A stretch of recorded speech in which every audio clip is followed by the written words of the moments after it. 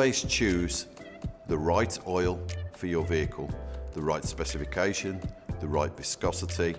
As the mileage of the vehicle increases, it's quite normal for parts and components to wear out.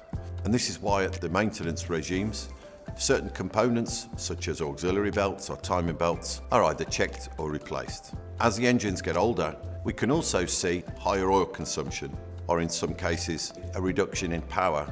If you don't know the previous history of that particular vehicle, there are oils designed and developed to cope with these higher mileage engines. These engine oils are formulated to reduce and clean up the deposits, to try and recover some of the service life of the seal, and they're there to improve the oil flow and try and restore some of the lost efficiency.